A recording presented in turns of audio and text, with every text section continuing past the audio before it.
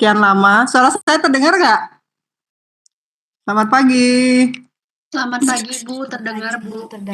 Ya, hari ini langsung 2 ya, nanti presentasi, kemudian kita cari lagi hari presentasi, baru UTS gitu ya, biar semua dapat presentasi, biar dapat nilai. Nah, untuk yang Pak Krisna, silakan lanjut aja sesuai dengan jadwal ya. Jadi saya aja yang dicarikan hari nanti ya. Mohon maaf, kemarin banyak telat nih, banyak kegiatan. Oke, sebelum kita mulai presentasi, biar Anda ada bayangan sedikit, saya jelaskan dulu dikit ya, sambil saya jelaskan nanti mungkin Anda bisa perbaiki Pico Anda ya, kasus sama Pico Anda, nanti bisa kita presentasikan. Biar nilainya lebih bagus. Oke. Izin, ya. Sudah kelihatan adik-adik? Sudah, Bu. Oke, ya. Boleh saya mulai nih? Taruh berapa anak nih yang udah datang. Saya mulai ya. Baru 49 ya, saya tunggu dulu ya 5 menit ya. Tolong kormanya dipanggil ya, teman-temannya.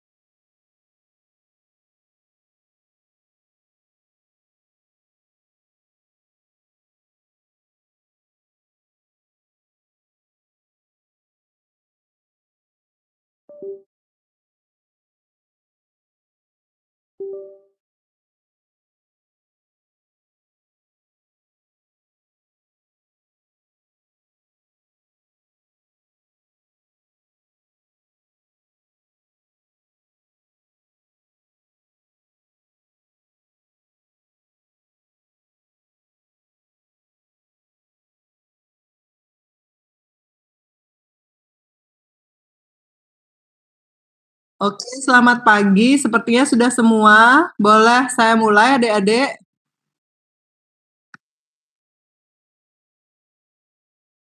Halo? Mana ya nih anak-anak nih ya? Halo, halo, halo. Ibu, boleh Ibu. Iya, Bu, boleh. Kita mulai ya. Oke, jadi kemarin kita harusnya assessment, studi kasus ya. Buat kasus dulu, merancang kasus, kemudian kita buat pertanyaan. Nah, nanti kasus mempertanyaannya adalah dasar untuk selanjutnya ya, kuliahnya Pak Krisna. Jadi nanti berlanjut itu dipakai ya. Nah, jadi kemarin adik-adik sudah buat kasus, saya sudah lihat, nanti adik-adik silahkan presentasikan ya. Jadi sebenarnya dari kasus itu nanti muaranya adalah bagaimana kita menyusun pertanyaan sehingga nanti memudahkan kita ya membuat keyword ya, kata kunci untuk search engine-nya ke literatur-literatur yang pengen kita cari. Nah, itu yang kadang-kadang memang agak menyusahkan ya. Nah, sekarang kita latihan sehingga nanti begitu Anda mau skripsi, Anda sudah terbiasa dengan hal-hal skripsi. Ya. Oke. Setelah belajar ini, nanti outcome dari kuliah ini adalah pertama apa itu PIKO gitu ya, kemudian cara menggunakannya gitu ya. Kemudian yang kedua,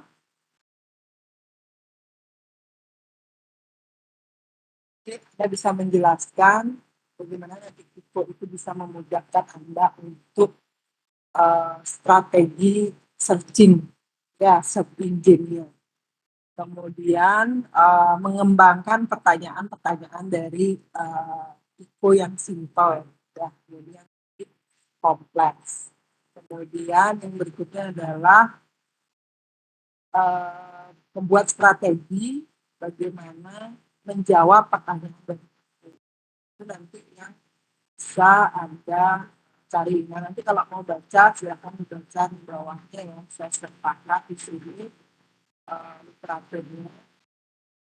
Cari dari misalnya lebih apa namanya, belajar lagi tentang video ini lebih jelas, kita bisa baca.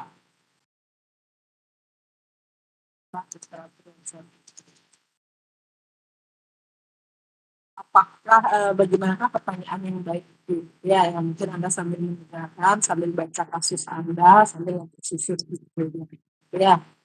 Jadi pertanyaan-pertanyaan yang baik bisa kita susun dari kunci ya. Kuncinya itu adalah kandidat itu. Jadi mengandung pertanyaan yang baik, mengandung 4 komponen ya. Yang pertama adalah pasien atau populasinya ataukah masalahnya.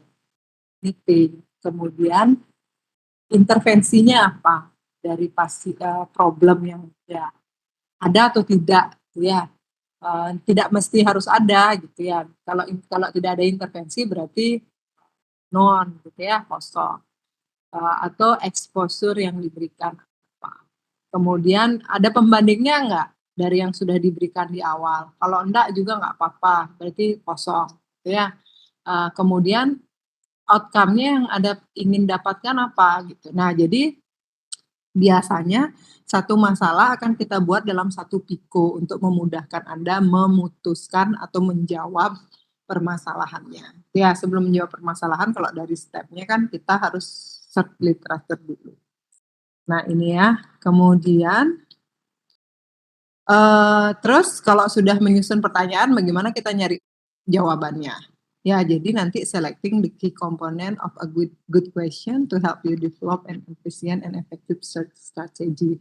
Jadi dari sini kita sudah dapat nanti key-nya. Ya, misalnya problemnya adalah kardiovaskular. Berarti kita punya satu keyword untuk search engine adalah kardiovaskular.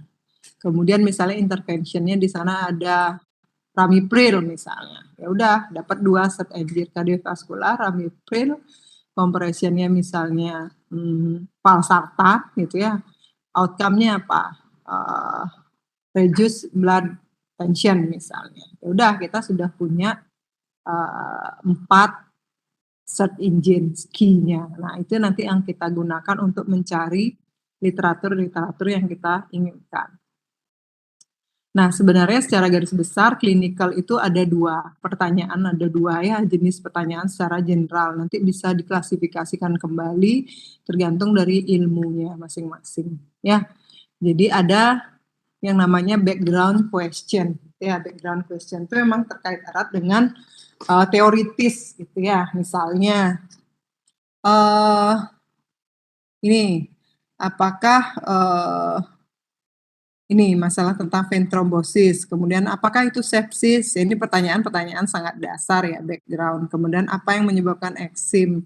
Nah, kadang-kadang ini juga kita perlukan sebagai search engine ketika mungkin kita pertama belum pernah sama sekali ketemu penyakit ini gitu ya, atau belum pernah mendengar atau sudah pernah tapi kita lupa. Jadi nanti bisa kita masukkan ke background question. Jadi ini yang dasar gitu ya, yang memang merupakan basic knowledge Anda.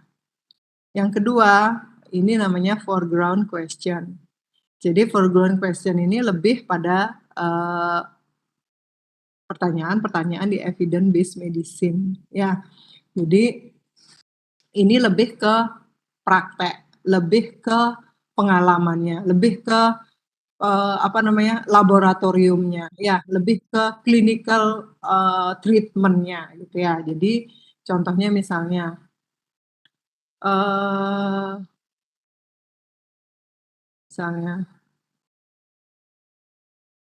ini ya, is the body mass index a reliable measure of obesity in children? Kalau ini foreground question-nya, kalau tadi yang background question-nya, what is the obesity misalnya, ya, dan seterusnya.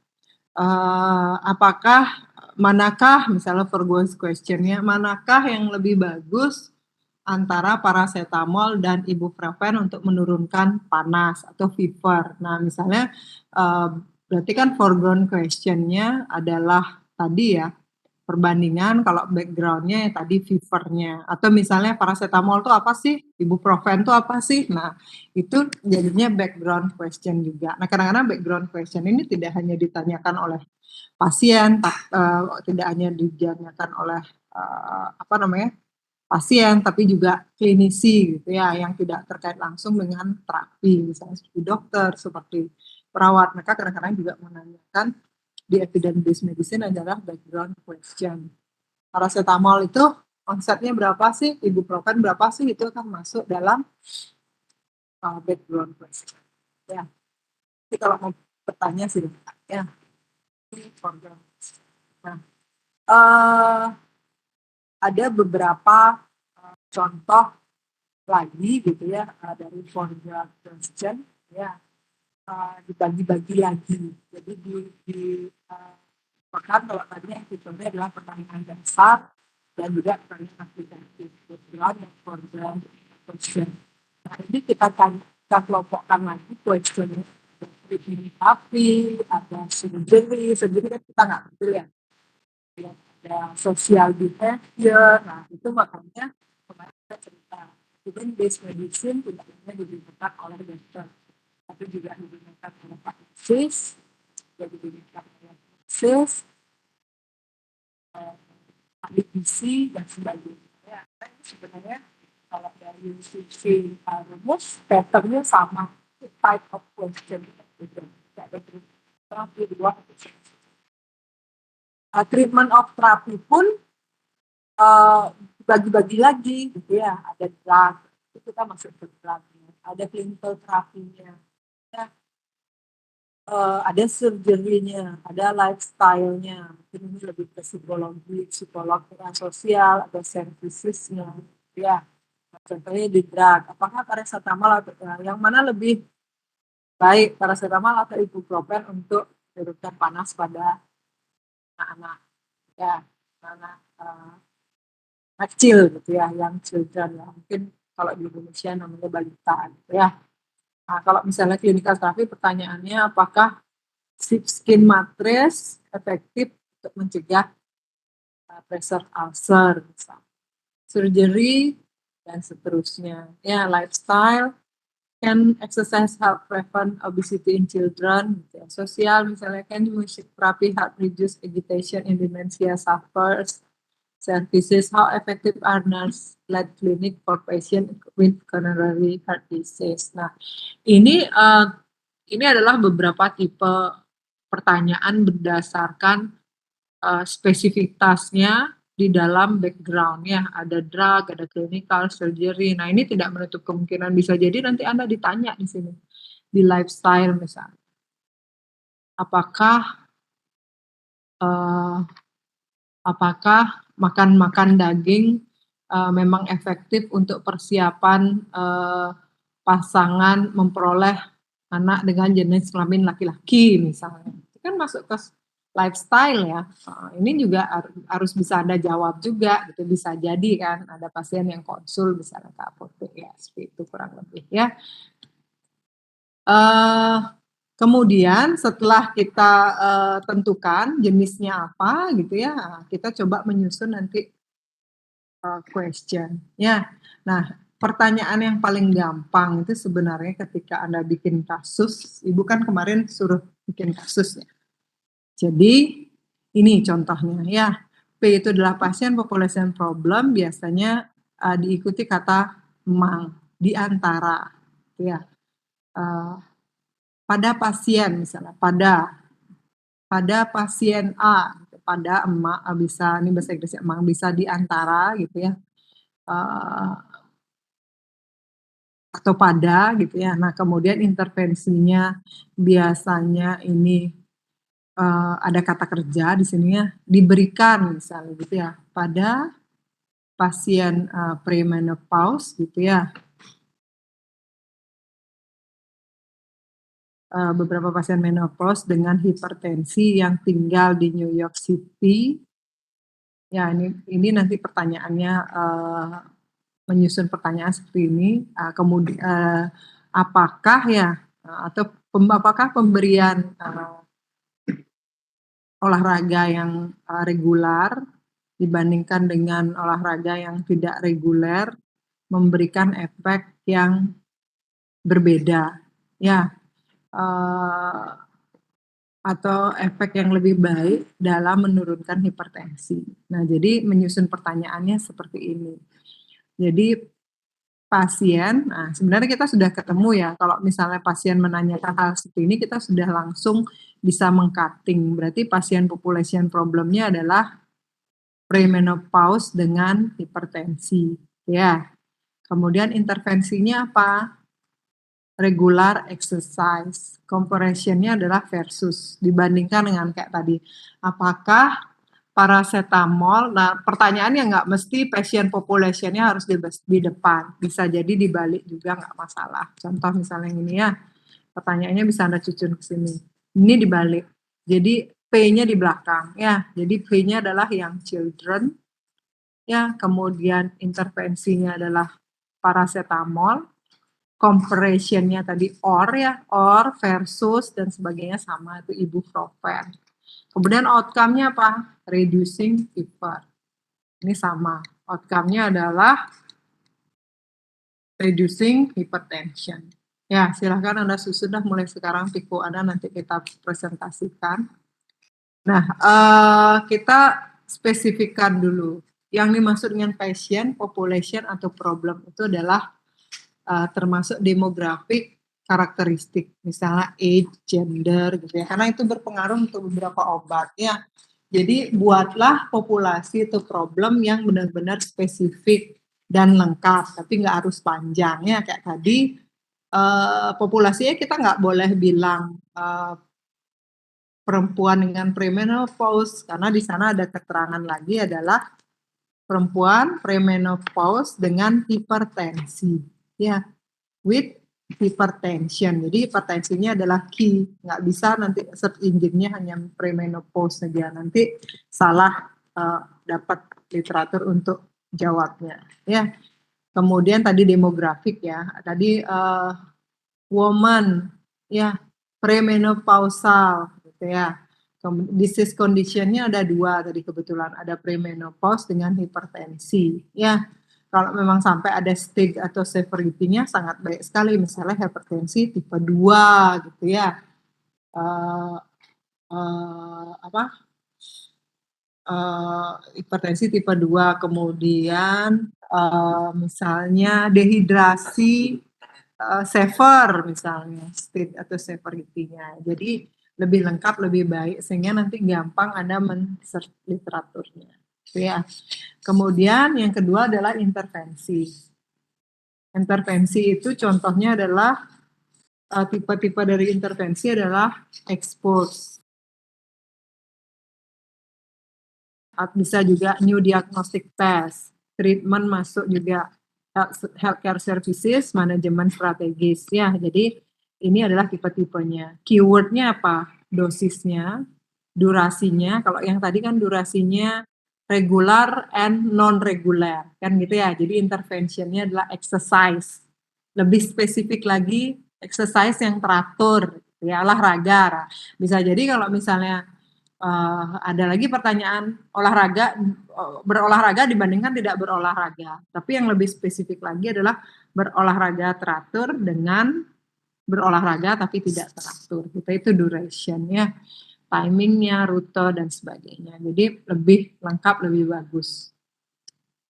Nah, yang dimaksud dengan comparison adalah another risk factor. Ya, ada atau tidaknya, kemudian current standard of care, ya bisa jadi. Nah, misalnya tadi current standarnya fever adalah paracetamol. Ya, itu comparison-nya. Orang mau pakai yang baru misalnya ibuprofen. Ya, ibuprofennya nanti yang intervention comparison-nya adalah paracetamol. Nah, bisa juga dibaliknya. Yang dipakai adalah misalnya yang standar interventionnya dikomparasikan dengan obat yang mau diberikan baru. Nah, nanti bisa dibalik ya. Makanya tadi comparison-nya bisa imunoterapi, alternatif terapi, perbandingan penggunaan misalnya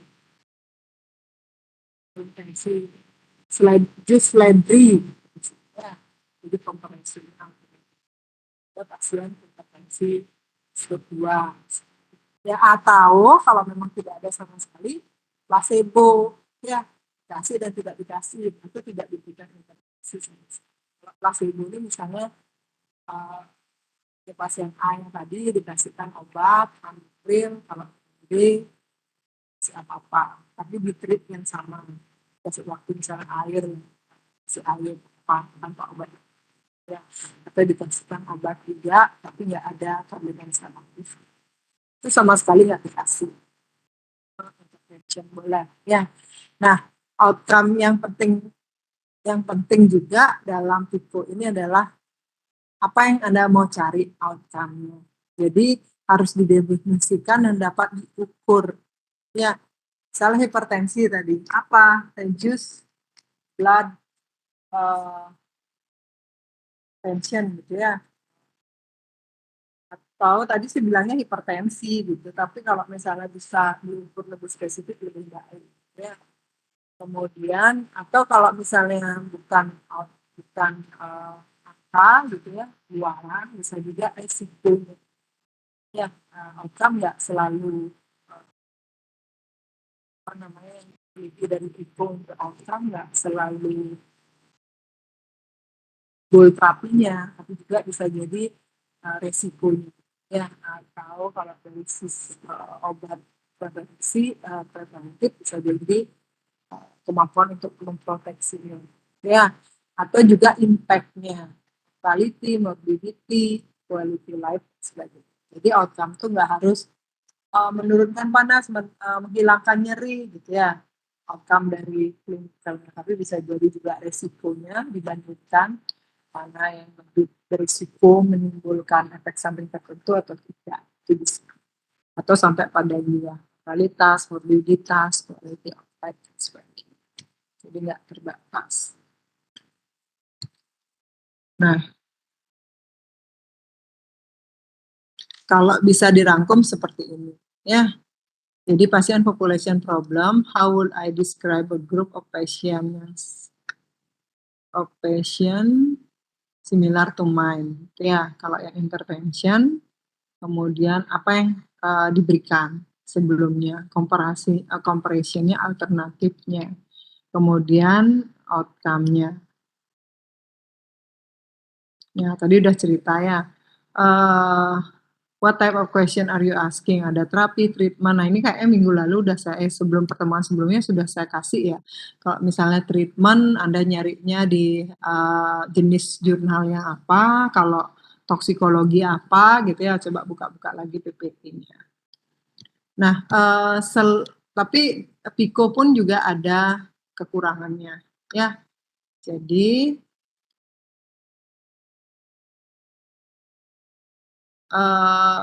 best for therapy treatment and diagnosis question. Jadi lebih gampang lah kita untuk menyusun kalimat sehingga kita memudahkan untuk apa namanya search ya. Nah, ini model yang dipakai untuk semua orang, bisa kita modifikasi juga. Nah, yang susah adalah kita harus memikirkan sinonimnya. Kadang-kadang gitu ya beberapa istilah di suatu negara populer, di negara yang lain tidak populer. Jadi kita harus memikirkan sinonimnya. Ya, jadi ini yang agak membatasi dari PICO itu. Jadi kalau misalnya orang bilangnya piper, mungkin kalau piper ya ini ya, kalau piper itu mungkin hal kata yang murah ya. Nanti saya lihatkan di belakang apa yang biasanya beberapa sinonimnya. Nah, contohnya misalnya ini. Kadang-kadang ada penulis jurnal yang menulis diet, kadang-kadang nutrition. Bisa Anda pakai selain seperti diet, bisa juga nutrition. Kita latihan dulu satu ya, silakan ini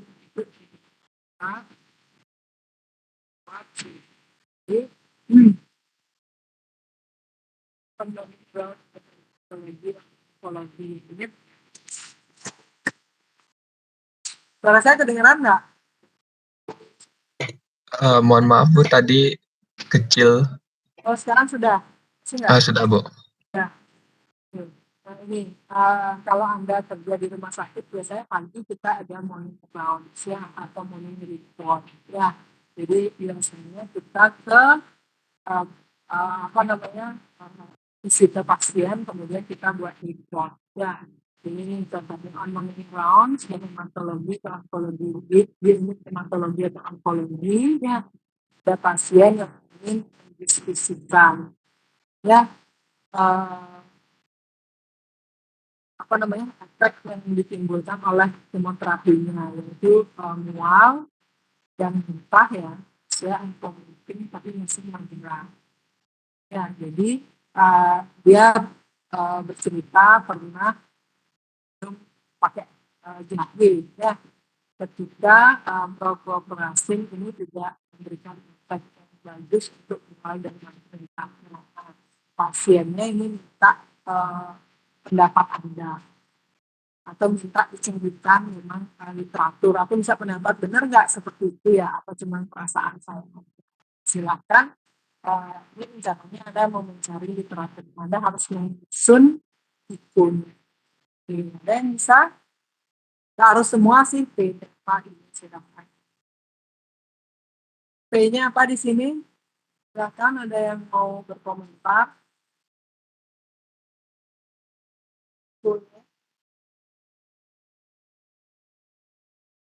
Halo.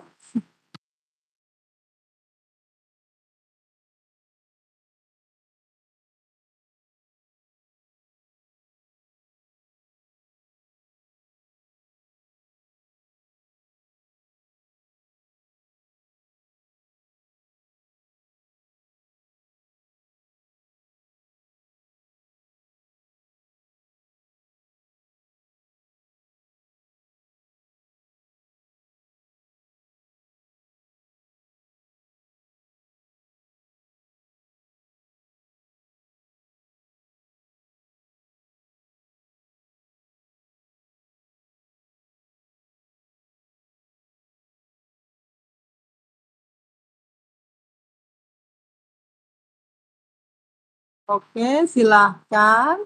Ada yang mau komentar? 39 deh. Jedit Shalom, ada nggak? Shalom ada? Terus? Ya, Ibu. Ya, silahkan deh. Untuk recall-nya, untuk passion-nya itu kemoterapi pasien yang merasakan muntah dan mual. Terus I-nya langsung aja. Apa, Bu? Langsung aja. I-nya, C-nya, outcome-nya. Infratension-nya itu ginger, compression-nya itu chlorperazine. Outcome yang dicari itu untuk meredakan mual dan muntahnya. Bagus ya. Jadi sudah mengerti saya rasa ya. Shalom ya, makasih. Jadi benar ya. P-nya adalah pasien kemoterapi yang merasakan mual dan muntah. Moderatnya kamu lupa ya, Sharon ya, karena mual dan muntahnya ada grup. Ya, kamu itu keywordnya udah dapat ya. Pasien with kemoterapi, pasien kemoterapi with moderate nausea and vomiting. Itu keywordnya satu. Kemudian keyword 2-nya ginger, keyword 3-nya daclofenac, keyword terakhirnya adalah efektif relief ya, nausea dan vomiting. Bagus ya. Jadi itu gambarannya nanti yang bisa Anda pakai keyword search engine. Nah, ini ya jawabannya. Pasien experiencing adverse effect of nausea. Exposure ginger, compression chlorpromazine, outcome-nya reduce nausea.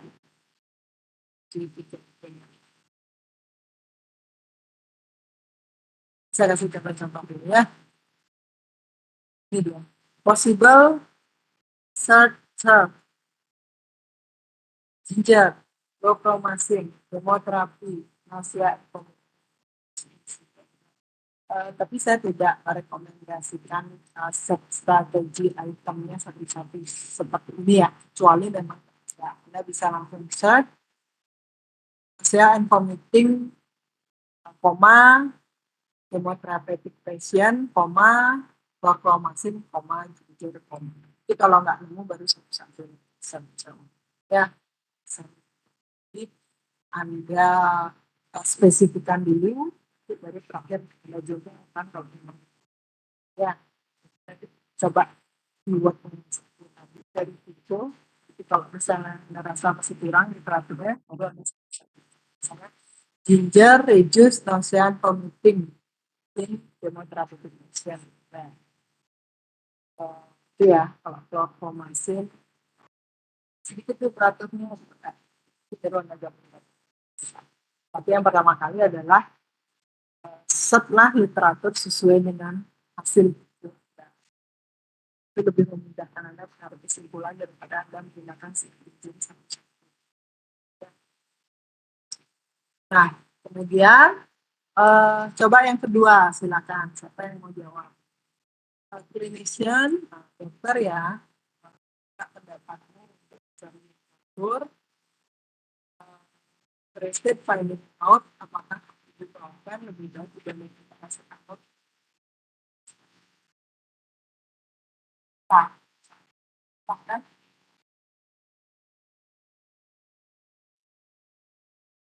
satu dia lagi. Izin menjawab, Ibu. Nah, silakan. Ini siapa? Sofia ya. Siapa? Jawab, silakan. Halo, Bu. Perkenalkan, nama saya Nika Diunia Pratiwi, NIM 3, Bu. Apa suara saya terdengar, Bu? Terdengar. Untuk populasinya itu adalah pasien anak yang mengalami demam. Pasien anak yang mengalami demam. Lalu untuk interventionnya itu ada ibuprofen. Lalu untuk selanjutnya kompresnya itu ada paracetamol. Dan outcome yang ingin dicapai yaitu untuk meredakan demam pada anak, seperti itu, Bu. Coba disusun pertanyaan. Apakah Jadi untuk dari satu ini, Ibu, apakah ibuprofen lebih baik daripada paracetamol untuk mengurangi demam pada anak kecil? ya. Nah, itu ya seperti itu saja si salah itu. Kemudian yang children with fever, itu profen, paracetamol, itu fever. Nah, tadi yang yang saya cerita limitation itu ada beberapa kalimat yang memiliki sinonim. Jadi kalau misalnya kita pakai yang original ya dan children fever, kita bisa mendapatkan sinonim. Tidak semua orang punya children ya, bisa juga kita pakai child, child, ya. Nah, kadang-kadang di literatur itu tulisin kebilang ya, ya, ini sudah dulu. Kemudian potensi open, bisa juga mereka pakainya blended, ya. Paracetamol juga bisa dibeli blended. Ya. Kemudian reducing fever ini sudah ada di reducing following di depan. Ya. Saya juga lebih banyak didapatkan literatur yang sesuai dengan yang kemudian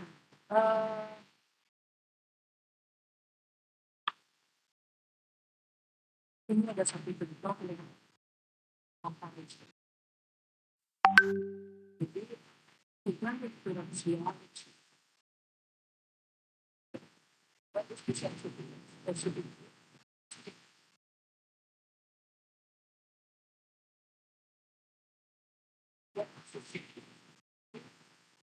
Dan diferensial ini tadi yang saya ceritakan berbeda panas itu berbeda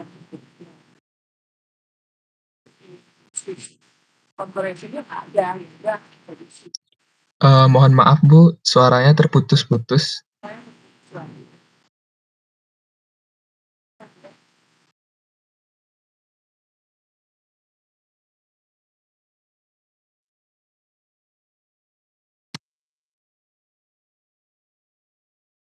Oke, sudah terdengar sekarang? Saya lanjutkan. Nah, ini sudah ya adik-adik ya? Sudah Bu. Ya. Nah, ini ini adalah contoh pertanyaan tanpa comparison. Ya. Jadi apakah urinalysis dipstick ini ya, jadi apakah sensitif atau spesifik untuk anak-anak yang mengalami panas dengan kemungkinan adanya infeksi para-urinary tract. Nah, ini contohnya ya. Jadi outcome comparison-nya nggak harus selalu ada. Jadi di sini null applicable karena dia tidak membandingkan, tapi dia menanyakan apakah dipstick urinalysis ini bagaimana sih sensitivitas dan spesifitasnya untuk mendeteksi panas pada anak yang disebabkan kemungkinannya adanya urinary tract infection gitu ya. Jadi ini salah satu contoh kasus yang nggak pakai comparison, nggak masalah ya. Satu lagi nih, satu contoh kasus dia nggak ngomong fever ya, tapi ngomongnya pyrexia di sini gitu ya. Jadi nanti ada beberapa sinonim yang bisa dipakai. Ini nggak usah ya. Nah, ini contoh. Oh ya. Ini beberapa contoh yang lain ya, yang terkait dengan di luar farmasi sih ya, tapi nanti bisa Anda pakai belajar untuk menentukan pikunya. Nah, ini yang tadi salah satu contoh ya, kita tidak hanya bergelut sehari-hari dengan yang tadi ya, praktis ya, Piko. Apakah obat A dibandingkan dengan obat B lebih bagus yang mana dan sebagainya. Nah, bisa jadi nanti pada praktek kliniknya realnya gitu ya, yang memang benar-benar kita berkecimpung di rumah sakit, nah kita dihadapkan pada kasus yang kompleks seperti ini, ya. Jadi, tidak hanya terbatas membandingkan obat, tapi juga memberikan advice gitu ya, memberikan masukan ketika, ada kasus seperti ini contohnya misalnya. Jadi nanti pertanyaannya enggak terbatas seperti yang tadi kan outcome ya, outcome ini juga outcome, tapi outcome-nya bukan penurunan panas, kemudian perbaikan kondisi obesitas dan sebagainya, tapi di sini resiko. Yang contoh pertanyaan untuk, menyusun PIKO untuk resiko, misalnya seperti ini. Jadi wanita umur 56 datang dengan fibrilasi atrial non-reumatik disertai dengan kegagalan ventrikal kiri derajat sedang. Jadi diberikan digoxin dan diuretik memberikan hasil yang cukup baik. Penderita punya riwayat hipertensi yang terkendali. Ekokardiogram menunjukkan deteriorisasi fungsi ventrikular kiri derajat sedang. Penderita termasuk wanita aktif dan hidup sendiri sejak suami meninggal 4 tahun yang lalu. Pada saat masalah ini dibicarakan di bangsa rumah sakit muncul usulan untuk memberikan antikoagulan warfarin jangka panjang disertai beberapa pertanyaan. Ya, karena, ini ada kegagalan ventrikal kiri derajat sedang. Ini kan juga ada fibrilasi atrial non-reumatik. Nah, ini menyebabkan karena ventrikal kirinya, gagal gitu ya, untuk memompa jantungnya agak lebih susah ya, sehingga ada usulan untuk memberikan warfarin dengan tujuan untuk mengencerkan darah sehingga ventrikal kirinya ini tidak terlalu berat untuk memompa darah ya ke jantung. Nah, jadi pertanyaannya enggak tadi ya, apakah perbandingan ini dan ini? Enggak. Jadi ada pertanyaan PIKO-nya misalnya, bagaimana resiko terjadinya stroke embolik pada penderita jika tidak diberikan antikoagulan? Ya, karena ini kan belum diberikan, sementara dia punya kegagalan ventrikal kiri gitu ya. Kemudian ada juga fibrilasi atrial ya, jadi ada udah, mau membentuk klot-klot tapi belum menjadi belum menjadi satu gumpalan, tapi sudah berfibrilasi gitu ya. Nah, kemudian pertanyaan berikutnya, jika kita berikan koagulan, berapa risiko penderita mengalami stroke dan pendarahan serius? Ya, berikutnya berapa besar annual risk bagi penderita jika tidak diberikan antikoagulan? Nah, ini pertanyaan-pertanyaan di PIKO-nya. Jadi nanti kita menyusunnya population-nya adalah wanita gitu ya, dengan kegagalan ventrikal kiri dan fibrasi arterial non-reumatik. Ya, intervention-nya bukan digoxin diuretik, dalam hal ini intervention-nya adalah pemberian antikoagulan. Kemudian compression-nya tidak diberikan apa-apa. Ya, outcome-nya adalah annual risk nanti ya. Atau nanti bagaimana resikonya sama ya dengan annual risk. Jadi, bisa jadi nanti, outcome-nya bisa 3, yang pertama resikonya, jika diberikan dan tidak, berapa persentase. Kemudian, jika ini harusnya jika tidak diberikan. Nah, jika diberikan antikoagulan, berapa besar risiko penderita ya. Jadi jika tidak, jika diberikan, bagaimana bisa disusun menjadi jatuh PIKO. Jadi nanti outcome-nya adalah annual risk. Annual risk itu adalah perbandingan antara manfaat dengan resiko yang dimungkinkan terjadi seperti itu. Jadi nanti outcome-nya adalah annual risk-nya. Oke. Oh, ini terakhir ya. Ya, ini, mungkin itu penjelasan singkatnya sedikit gitu ya. Nah, coba sekarang kita latihan dengan kasus yang Anda kerjakan, sehingga nanti Anda lebih paham. Saya kembalikan sama formanya bagaimana, pembagian untuk presentasi. Yang jelas semua harus dapat ya, Dek, ya. Jadi nanti saya punya, nilai ya. Jadi kan kemarin kita sudah sepakat tuh 70%, proses ya, jadi nanti nilai Anda bisa lebih baik gitu. Silahkan Korma, bagaimana urutannya, sesuai NIM atau gimana? Saya ngikut aja, atau kita seling kelas A, kelas B gitu ya. Silahkan. Anda aja, silahkan. Urutan 1 di kelas A, kemudian urutan 2 di kelas A, atau mau ganjil genap? Boleh. Ganjil kelas A, genap kelas B. Nanti ganjil kelas A, genap kelas B. Silakan. Mana Kormanya nih? Atau Nggih, gimana Bu, kepada perjanjiannya? sebentar Belum ada ya? kami Saya akan lupa. diskusikan, Bu. Oh gitu. Ya silahkan. Ya presentasi dulu nih kita masih ada waktu ya 1 jam, silahkan. Nanti kita carikan lagi waktu yang lain. Jadi semua nanti bisa presentasi. Jadi presentasinya termasuk tadi ya menyusun kasus, membuat kasus sama pikonya tadi. Silahkan. Nggak usah lama-lama diskusinya ya. Jadi nanti saya tinggal tulis kelas A, kelas nanti tapi seling-seling ya. Satu wakil dari kelas A, kemudian kelas B ini banyak banget soalnya pesertanya sepertinya semua nih ya. Satu angkatan ya, Dek ya. 92 nih. Oke, silakan nih sebentar-sebentar aja. Nggak sampai 5 menit. Silakan. Siapa yang mau duluan? Kalau udah duluan presentasi nggak ada masalah ya. Jadi nanti udah lega Anda. Silakan.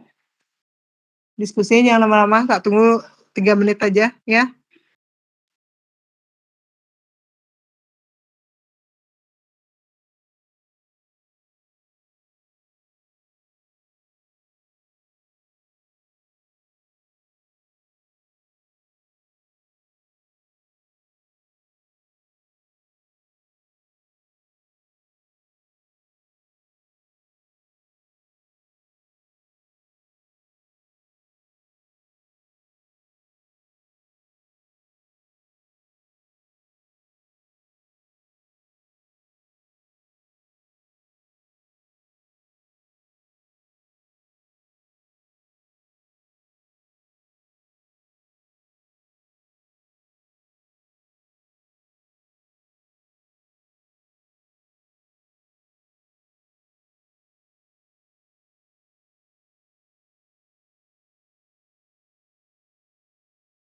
Kalau enggak saya tunjuk aja deh ya, biar nggak lama ya. Oke, untuk kelas A silahkan NIM 2. Asya, ada Asya? Halo Asya, silahkan Asya. Nggak ada ya? Halo? Halo?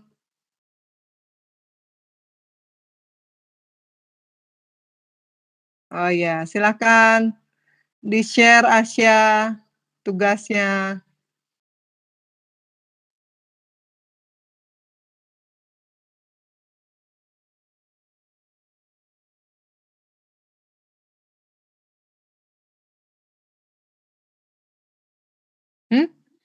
Mikrofon saya ada masalah. Izin ya, Halo, bisa? saya Dewi Purwani Cahayaningsih, NIM 1, apakah boleh presentasi duluan ya, Bu? Oh ya, silakan. Dewi, silakan Dewi. Baik, terima kasih banyak atas waktunya, Bu. Mohon ditunggu sebentar.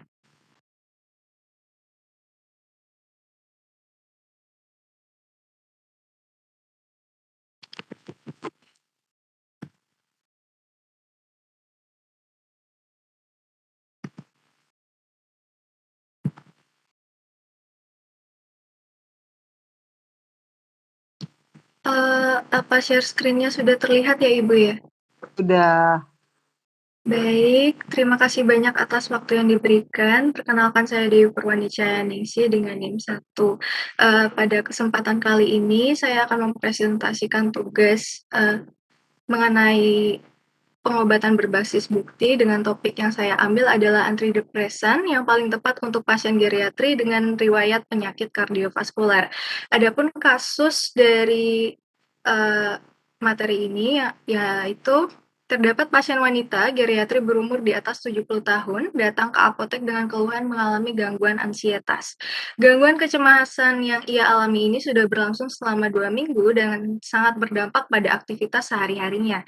Wanita tersebut meminta obat antidepresan untuk menangani kecemasan berlebihnya dan juga menerangkan bahwa ia memiliki riwayat penyakit kardiovaskular sehingga harus mengkonsumsi obat-obatan jantung lainnya, salah satunya adalah warfarin.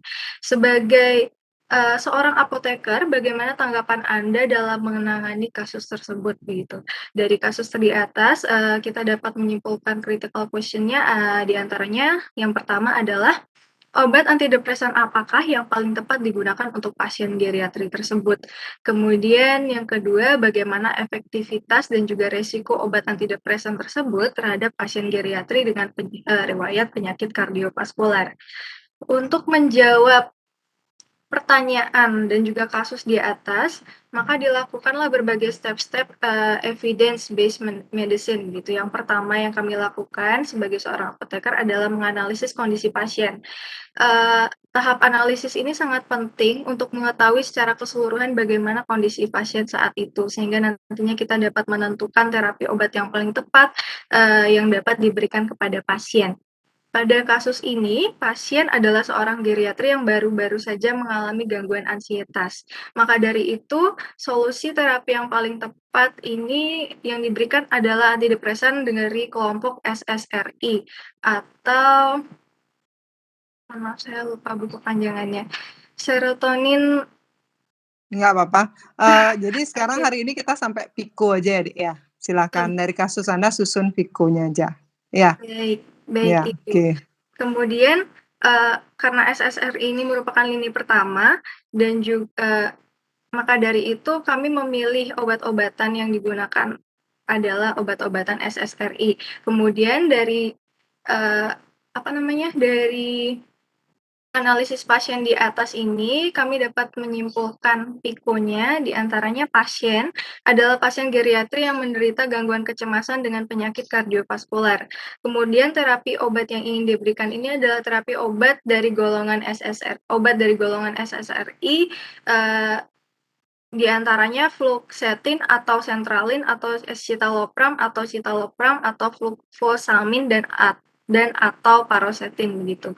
Kemudian comparison-nya adalah pasien lansia yang kita membandingkan efektivitas dari obat-obat SSRI di atas dan manakah yang paling tepat untuk pasien dengan di atas 70 tahun dengan riwayat penyakit kardiovaskular. Kemudian untuk mohon maaf ini Ibu belum sempat saya ganti. Untuk obat SSRI yang paling tepat itu kalau tidak salah setelah saya cari yang paling tepat digunakan adalah sertralin Ibu.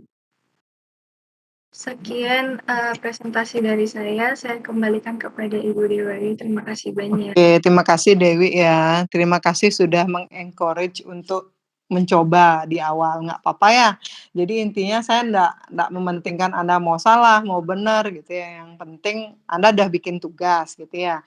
Nah, sejauh mana Anda memahami, kan kemarin kita hanya sekilas dari step EBM, baru tadi saya jelaskan untuk menyusun PICO. Nah, harapan saya hari ini outcome-nya kita bisa mengerti bersama ya. Nggak apa-apa. Jadi kalau dari segi kasus sebenarnya sudah baik ya Dewi ya. Cuma nanti PICO-nya silahkan disusun ulang gitu ya. Kalau P-nya sudah benar, kemudian intervensinya sudah, mungkin comparison-nya Dewi harus membandingkan tanpa diberikan obat. Ya, sehingga nanti bisa memberikan outcome yang paling efektif dari beberapa literatur. Misalnya fluoxetine dengan yang tidak diberikan bagaimana feedback-nya, sertralin dengan yang tanpa diberikan juga seperti apa, kemudian sehingga nanti bisa memberikan outcome yang paling baik tadi misalnya sertralin, atau ya disederhanakan lagi misalnya membandingkan antara fluoxetine dengan sertralin itu boleh, atau kalau misalnya tetap pada kasus ini enggak apa-apa, mana yang paling efektif berarti nanti comparison-nya adalah tanpa diberikan obat, tapi itu nanti harus satu-satu ya, nanti boleh diganti mungkin bandingkan saja yang mana kira-kira yang dekat, nanti pilih salah satu yang ini misalnya fluoxetine dan sertraline boleh, atau kalau dari sisi kasus nggak masalah. Jadi comparison-nya adalah tidak diberikan obat antidepresan, seperti itu ya. Tapi nanti feedback-nya Anda harus mencari literaturnya lebih banyak. Nanti bisa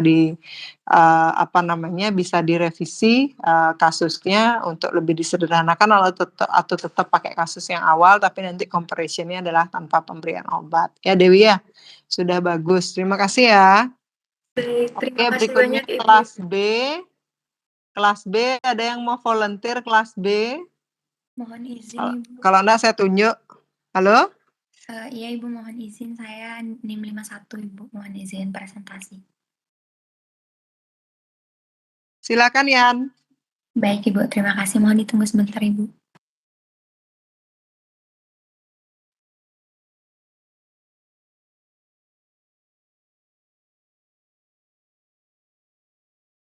Baik Ibu, apakah share screen saya sudah dapat terlihat nggih? Ya, sudah. Sebelumnya mohon maaf Ibu terkait kasusnya itu langsung saya jabarkan seperti ini, yang mana intinya itu di sini saya membahas mengenai remdesivir, bagaimana efek terhadap kehamilan seperti itu. Yang mana remdesivir itu obat pertama yang dilisensikan untuk pengobatan COVID-19 menurut Jorgensen et al. Tahun 2022. Yang mana berdasarkan datanya ditunjukkan obat ini dapat mengurangi waktu pemulihan pada pasien yang dirawat di rumah sakit.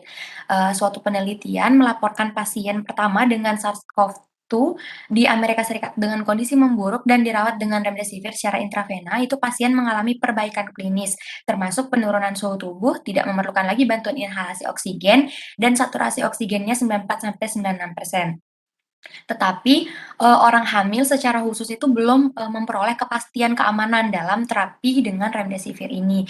Nah, berdasarkan hal tersebut, tentunya timbul kekhawatiran, terutama bagi wanita hamil yang terinfeksi COVID-19, karena mereka itu memiliki peningkatan resiko komplikasi yang lebih parah terkait dengan COVID-19 dibandingkan dengan rekan-rekan mereka yang tidak hamil, seperti itu.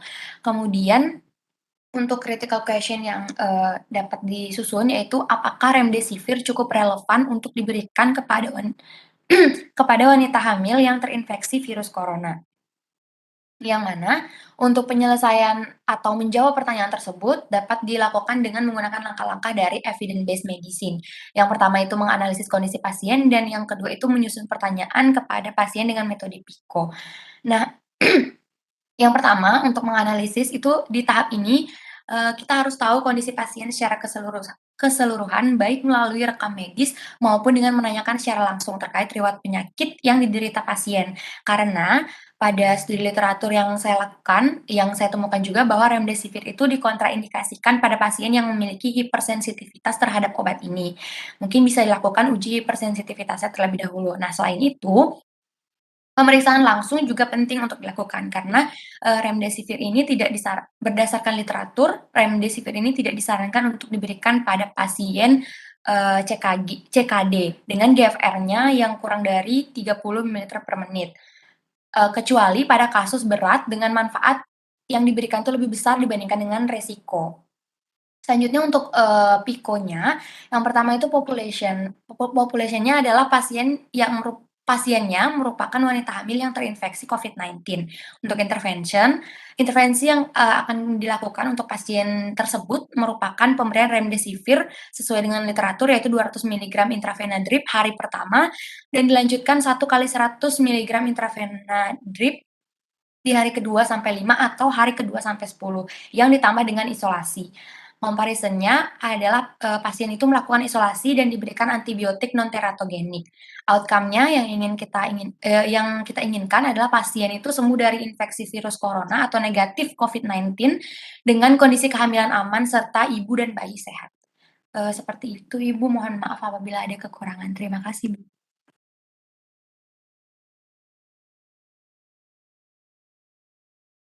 Oke, bagus ya Yayan. Jadi tadi critical question-nya sudah ya, relevan ya. Oke. Ini PICO-nya, ya PICO-nya, ya. Pikonya ya bagus, pasien oke. Pikonya populasinya adalah pasien wanita hamil yang terinfeksi COVID-19. Oke, intervensinya sudah jelas ya. Remdesivir mungkin boleh spesifik, tapi kalau memang ini adalah guideline yang umum, kita mungkin pakai aja Remdesivir 200 mili gitu ya, IV gitu deh ya. Kalau memang dia umum. Kemudian compressionnya bagus, berarti pasiennya tidak diberikan apa-apa gitu ya, hanya tapi antibiotik ya, isolasi dan antibiotiknya mungkin diperjelas yang mana ya. Atau ya itu nanti diperjelas, tapi ini sudah benar komparasinya berarti tanpa dia nggak Remdesivir tapi antibiotiknya apa gitu ya, atau nanti boleh comparison-nya hanya isolasi ya tanpa dengan obat simptomatis itu bisa ya. Kemudian pasien sembuh dari infeksi dengan kondisi kehamilan aman serta ibu yang sehat. Oke. Sembuhnya nanti definisi sembuhnya apa nanti? Apa waktu nanti lebih cepat ataukah kondisinya nanti yang dipakai gitu ya. Ini karena nanti outcome-nya ada 2 saya rasa. Efektivitas dan resiko yang diberikan ya. Yaitu ya. Oke, sudah bagus ini ya. Nanti silahkan. Nah, jadi nanti dari Piko ini Anda sudah dapat menyimpulkan nanti ya. Pas sembuh misalnya lebih cepat gitu ya, atau nanti definisi sembuhnya nanti simptom hilangnya lebih cepat, atau misalnya CT-nya apanya gitu ya, misalnya dipakai acuan lebih lebih cepat naik dibandingkan dengan yang nggak pakai Remdesivir gitu misalnya. Ya, oke Yayan, bagus. Nanti tinggal diperjelas lagi. Oke, silakan berikutnya. Kita masih ada waktu. Kelas A, siapa yang mau? Terima kasih Yayan. Bu, presentasi. Silakan. Ini siapa ya? Ya, 11 ya. 11 nih kelas A ya. Iya, Bu. Silakan.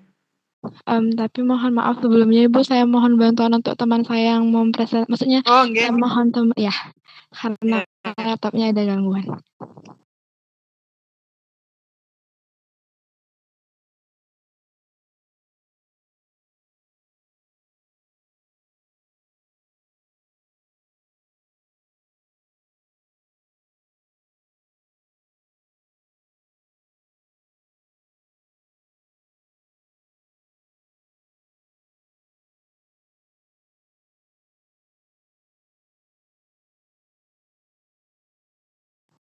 Baik, terima kasih untuk Dewi yang sudah membantu saya untuk men-share screen. Jadi kasusnya di sini itu adalah temanya tentang epilepsi dan obat epilepsi yaitu levetiracetam. Di mana kasusnya di sini itu di mana seorang wanita menderita epilepsi dengan tipe bangkitan kejang tonik-klonik umum sejak remaja dan menerima terapi karbamazepin. Ketika wanita tersebut hamil, dokter mengganti obat dengan levetiracetam 1000 mg diminum 2 kali sehari. Bagaimana pendapat Anda sebagai seorang apoteker? Nah, kenapa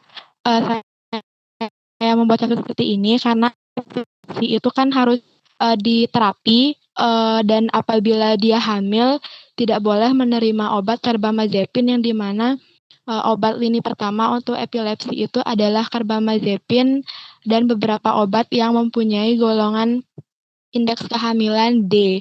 Nah, pada beberapa waktu kemarin telah ada obat generasi baru untuk epilepsi yaitu lamotrigine dan levetiracetam yang diperbolehkan untuk pasien epilepsi dengan kondisi hamil begitu dengan indeks kehamilan C. Namun perlu perhatian khusus terhadap penggunaan obat ini. Karena kalau indeksnya itu C kan masih studi pada hewan begitu. Jadi di mana masalah utama di sini adalah pasien hamil itu mempunyai risiko peningkatan serangan bangkitan, namun di sisi lain penggunaan obat anti-epilepsi atau OAE tidak sepenuhnya aman dan bebas diberikan mengingat efek samping bagi janin yang dikandungnya. Dewi bisa turun. Jadi, ya turun lagi Dewi, ini cuman penjabaran tentang masalahnya aja.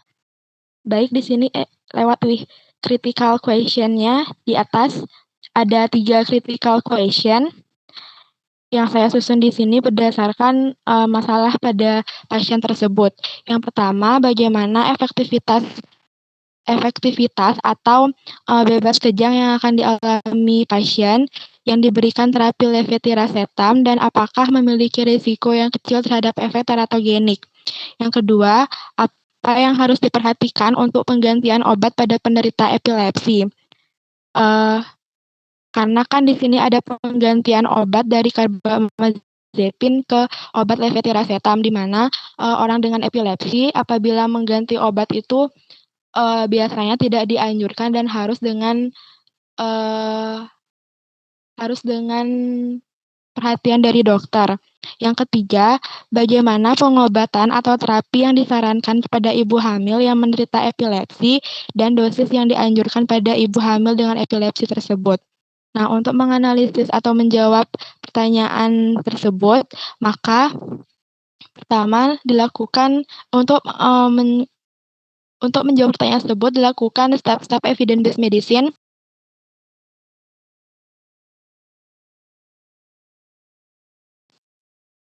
Ditanya terlebih dahulu secara menyeluruh terhadap baik kondisi medisnya seperti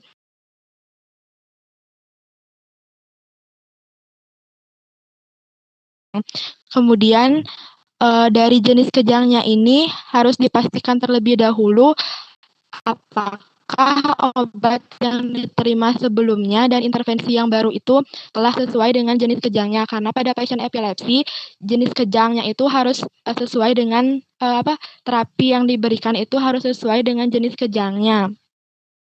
Kemudian nah di mana di sini pasien kejang tonik klonik umum telah tepat diberikan carbamazepin dan boleh juga diberikan levetiracetam yang memang diindikasikan untuk kejang tonik klonik umum. Yang kedua, itu menyusun PICO untuk membatasi cakupan studi literatur, yang dimana population-nya adalah wanita hamil dengan penyakit epilepsi jenis kejang tonik klonik umum. Intervensinya, pasien sebelumnya memperoleh obat carbamazepin dan comparison-nya yaitu levetiracetam 1000 mg diminum 2 kali sehari, dan outcome-nya di sini adalah pasien bebas kejang tanpa mempengaruhi janin dan dengan efek rendah teratogenik atau rendah malformasi janin begitu. Sekian Bu, sampai di PICO. Terima kasih, mohon koreksinya Bu. Oke, ya. Nah, ini bagus ya Cahya juga ya. Jadi sudah spesifik untuk PICO-nya, untuk clinical critical question-nya, kemudian dari PICO-nya ya. Jadi wanita hamil dengan penyakit epilepsi ya. Jenisnya udah jelas juga ya, karena jenis epilepsi macam-macam ya. Jadi tonik klonik umum. Nah, nanti kalau misalnya lebih spesifik lagi, mungkin trimesternya juga bisa di-scope-kan nanti ya. Untuk menjawab pertanyaannya itu ya. Kalau misalnya dia pertanyaannya masih general, tapi nanti kesimpulannya mungkin ada beberapa pengaruh ya, bisa jadi juga trimester akan mempengaruhi, mungkin itu jadi tambahan saja.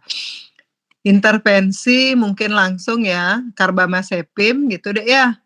Jadi comparison-nya levetiracetam ya 100 mg, boleh tidak diberikan berapa kali sehari kalau memang itu usual gitu ya. Tapi kalau memang dibedakan ada yang sekali, ada yang 2 kali ya silahkan diberikan keterangan gitu ya.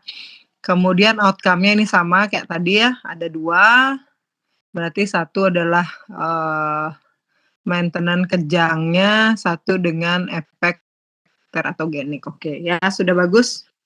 Oke, lanjutkan kelas B. Terima kasih Bu. Oke.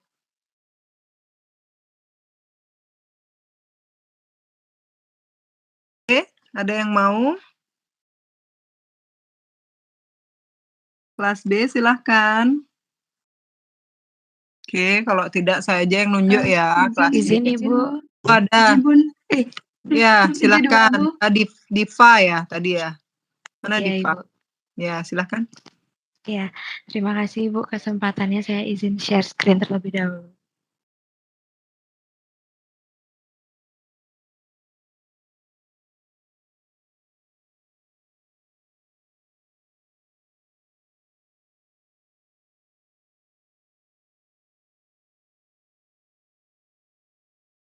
Baik Ibu, terima kasih kesempatannya. Perkenalkan saya Diva dari kelas B, NIM 62.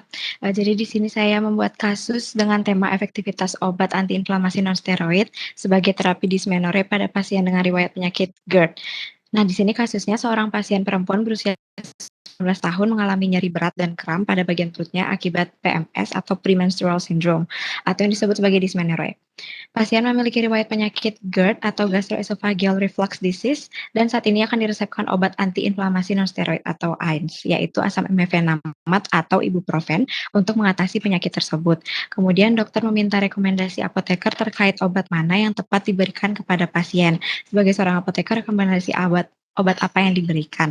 Nah, di sini saya hanya merancang PICO-nya, yaitu yang pertama patient or population-nya adalah pasien perempuan berusia 19 tahun yang mengalami dysmenorrhea dengan riwayat penyakit GERD, kemudian intervention-nya diberikan asam mefenamat, dan comparison-nya itu ibuprofen, lalu outcome-nya itu untuk meredakan nyeri dan kram perut akibat PMS.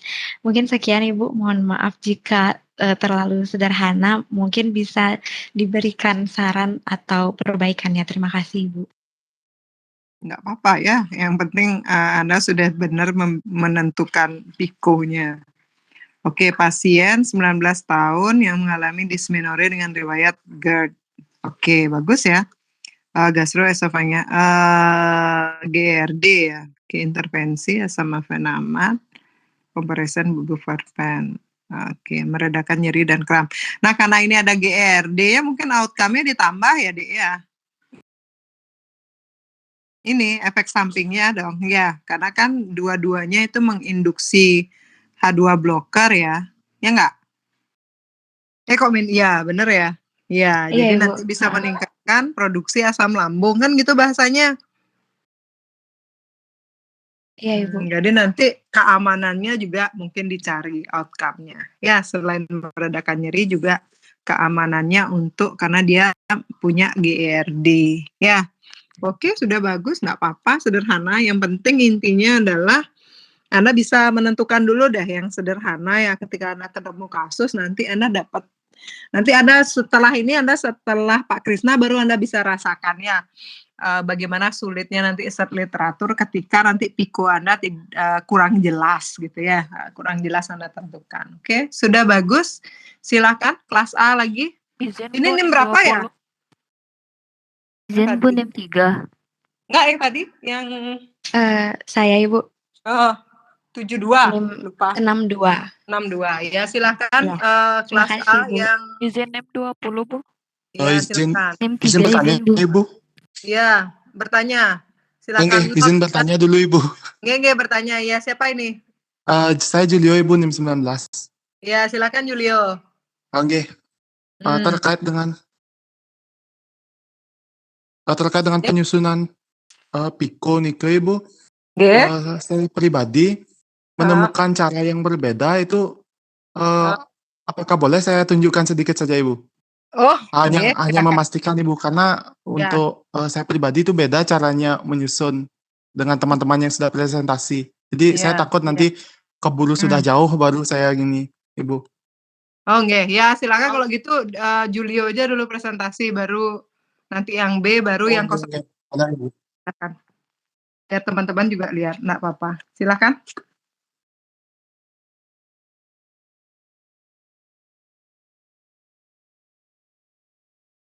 Silakan dibagi screen-nya. Oke Bu, sebentar.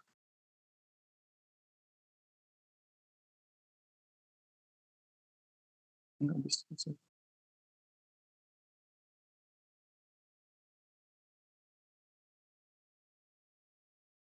Nggak bisa. Sebentar Ibu nggih, saya minta tolong kepada teman saya yang lain untuk share screen.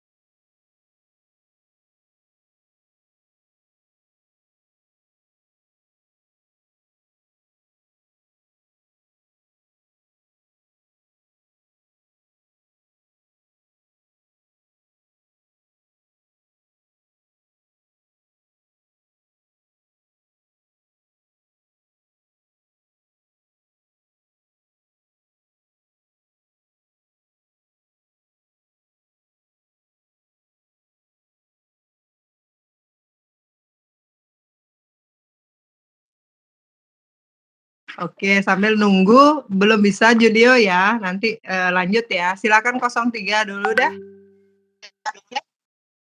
Sudah terlihat Ibu? Belum? Maaf, sebelumnya ada gangguan. Gitu. Oh, sudah. Oke. Sudah? Sudah. Oke. Terima kasih Ibu atas kesempatannya. Jadi di sini saya untuk tahap yang pertama untuk apa namanya identifikasi kondisi pasien itu saya langsung masukkan dulu untuk ke skenario kasusnya. Jadi di sini untuk topiknya itu adalah efektivitas terapi gastroprotektan pada pasien tukak lambung dibandingkan dengan obat lambung golongan lain seperti proton pump inhibitor dan H2 blocker. Nah, di sini apa yang saya ingin sampaikan itu yang berbeda itu adalah terkait penyusunan PICO-nya. Nah, jadi untuk tahapan pertama penyusunan clinical question itu saya berbeda dengan teman-teman yang lain. Jadi untuk teman-teman yang lain itu saya lihat dari tadi itu langsung clinical question itu ada sebelum PICO. Namun dari saya setelah searching panduan-panduan penyusunan PICO di artikel-artikel lain yang terkait itu berbeda seperti itu Ibu. Jadi tahapannya itu adalah seperti ini. Jadi kita menyusun clinical question-nya itu berdasarkan apa yang ada di PICO seperti itu. Yang di sini untuk pasien atau problemnya itu adalah pasien dewasa dengan tukak lambung.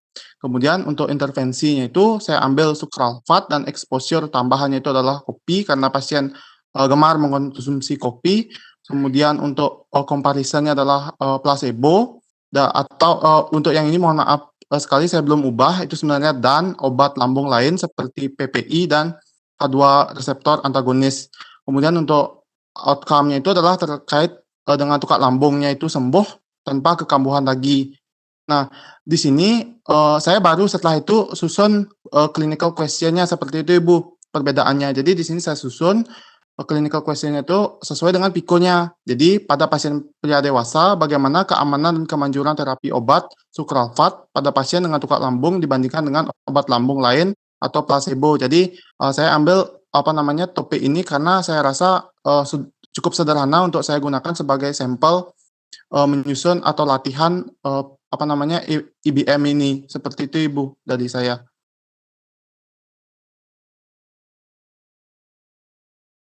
Ini, makasih Julio, tahapannya memang sudah seperti yang saya terangkan ya, nggak apa-apa. Tadi mungkin teman-teman karena saya belum sempat menjelaskan gitu ya, jadi di awal mereka buatnya clinical question, tapi sebenarnya yang mereka tulis clinical question itu adalah kasusnya ya, kalau dibaca-baca tadi. Sorry, saya tadi belum, saya belum sempat untuk nge-review tadi kelewat. Jadi, yang benar memang sesuai dengan yang tadi saya jelaskan. Jadi kita nyusun PICO dulu, kemudian baru clinical question-nya seperti tadi ya. Saya sudah sempat contohkan juga, tadi sudah dijawab sama NIM berapa tuh ya. Jadi apakah tadi ya contoh clinical question-nya setelah kita menyusun PICO, perbandingan ibuprofen dan paracetamol, itu kita susun clinical question-nya apakah manakah yang lebih baik gitu ya, antara penggunaan ibuprofen ataupun dengan paracetamol untuk menurunkan panas pada pasien anak, betul ya. Jadi kalau dari susunannya memang harusnya PICO dulu sesuai yang tadi saya jelaskan, baru kita membuat adalah clinical question. Jadi enggak apa-apa, tadi teman-teman karena belum saya terangkan mungkin masih bingung. Cuman tadi yang dimaksud dengan clinical question kalau saya nggak salah tadi yang beberapa yang sudah di-share oleh teman-teman tadi, itu adalah kasusnya ya. Jadi overview dari kasus, kemudian diringkas, baru mereka menyusun PICO ya. Memang kalau judulnya clinical question harusnya di belakang PICO ya. Makasih ya koreksinya Julio. Jadi yang benar adalah memang PICO dulu baru clinical question. Nih, coba kalau nanti yang sudah lewat diperbaiki ya, yang di atas itu yang clinical question itu sepertinya kasus yang mereka buat ya. Jadi bukan clinical question. Oke, terima kasih. Silakan kita lanjut dulu. Makasih Julio. Kelas B dulu ya. NIM 72 Ibu. NIM 72. Oh iya, 72. Silakan Dinda.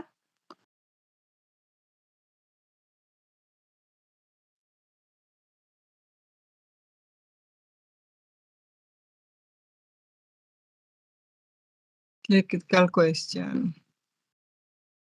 Oh ya. Oh ya, ini juga ya critical question-nya sudah langsung pertanyaan. Nah, ini nanti ditaruh di bawah ya, Dinda ya. Setelah kita mengerjakan pikonya. Nggih. Ini mungkin meniru yang tahun lalu ya. Oke, ya silakan Dinda. Singkat saja ya kasusnya apa, kemudian pikonya apa, nanti critical question-nya apa. Nggih.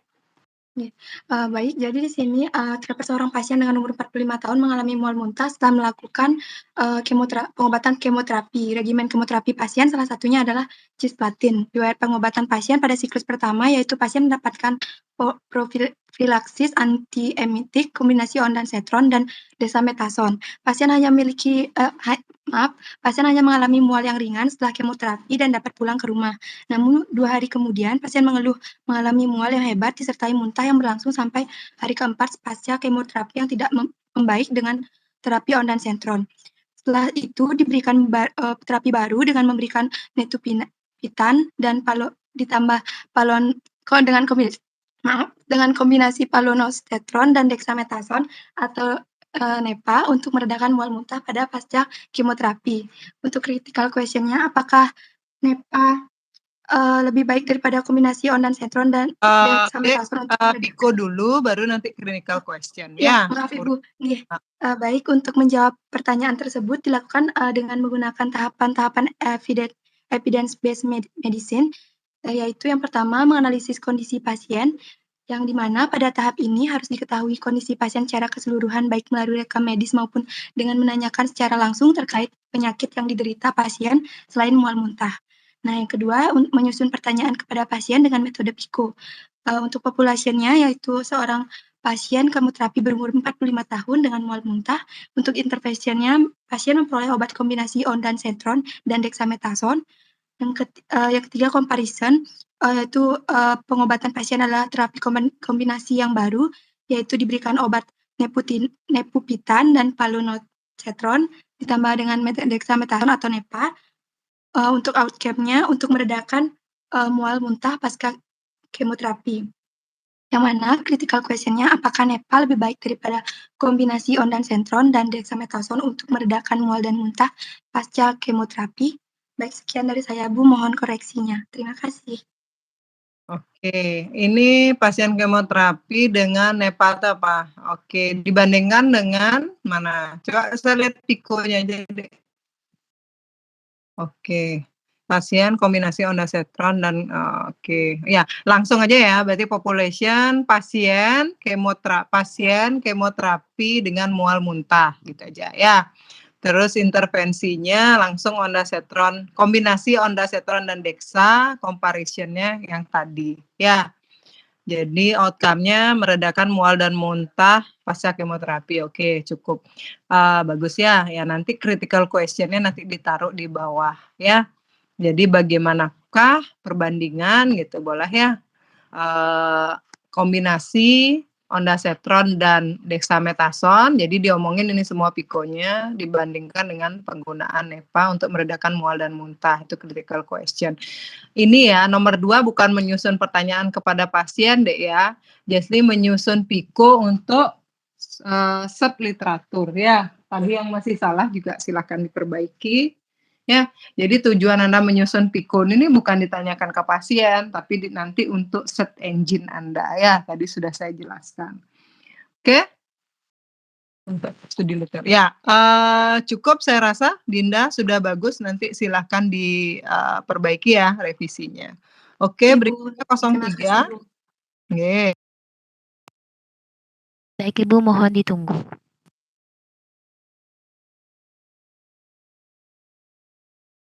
Sebentar, sambil saya ini ya, yang untuk Julio tadi perbaikannya Julio itu kan sulcrafat, kemudian ada kopi ya. Nah, untuk comparison-nya dipastikan ya, Dek ya? Atau mau dibandingkan placebo berarti banyak ya comparison-nya, berarti nanti kesimpulannya banyak ya. Jadi golongan analog prostaglandin itu ya. Sukrafat PS placebo, sukrafat PS PPI dan pompa PAM gitu ya. Jadinya nanti ya. Halo?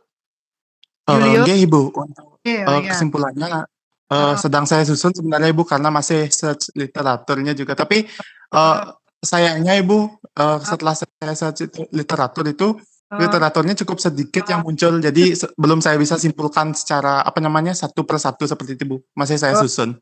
itu dibatasi aja nanti comparison-nya Dewo. Mungkin Nggih, Bu. suklafat, PS, popapam dengan yang mana gitu boleh. Atau nanti mau dibuat kombinasi juga boleh, suklafat plus apa namanya? PPI kombinasi suklafat dengan PPI tunggal gitu boleh juga. Nggih.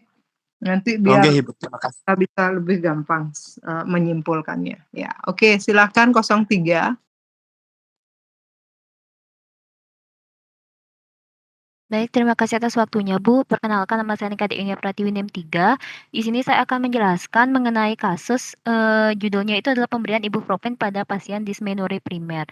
Jadi, kita ketahui bahwa dismenore primer ini adalah gejala ginekologis yang paling umum dilaporkan oleh perempuan usia, reproduktif seperti itu. Lalu, dismenore ini dalam berbagai tingkatan dapat menimbulkan dampak ringan hingga berat yang dapat mengganggu aktivitas sehari-hari.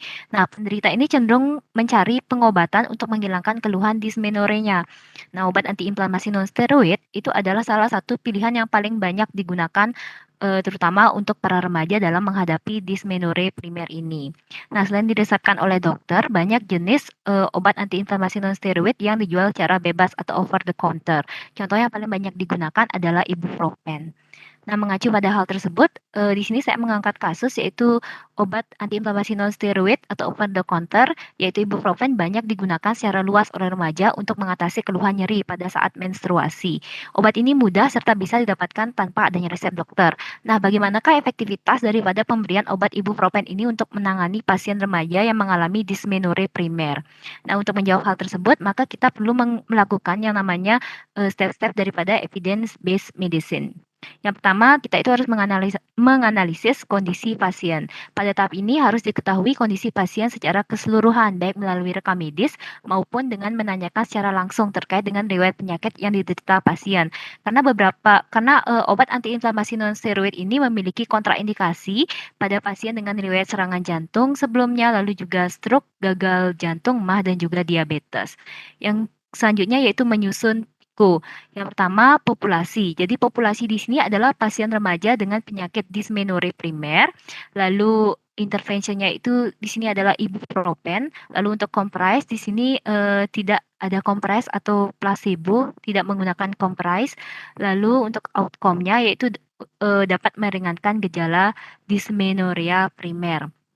Untuk critical question-nya yaitu apakah pemberian obat ibuprofen efektif untuk menangani pasien remaja yang mengalami dismenorrhea primer. Mungkin sekian dari saya, Ibu, mohon dikoreksi. Terima kasih. Oke, ya ini juga sudah bagus ya. Jadi populasinya sudah pasien remaja dengan dismenore primer. Oke, karena dismenore juga ada sekunder ya. Oke, sudah spesifik. Kemudian diberikan ibuprofen. Oke, nanti kalau tidak ada penanganan berarti no intervention ya. Bukan no intervention, no comparison ya, bukan placebo. Nanti kalau placebo itu maksudnya tetap dikasih obat tapi nggak isi obatnya. Oke, Ya. Ibu, nanti akan saya revisi. Oke, kemudian tapi nggak tahu ya kalau nanti misalnya double blind gitu bisa jadi dia memang pakai placebo, nggak apa-apa, nanti atauin aja ya. Nanti tergantung kamu dapatnya studi literaturnya apa. Tapi kalau di Indonesia nyarinya yang bahasa Indonesia pasti tidak ada intervensi. Tapi kalau di luar udah double blind, RCT, pasti dia tetap minum, cuman isinya nggak ada gitu ya. Kemudian outcome, oke. Ya, sudah cukup saya rasa bagus. Silahkan mungkin kelas B lagi. 97, Ibu. Ya, silahkan. 97 ya. Iya, Ibu, mohon ditunggu, Ibu.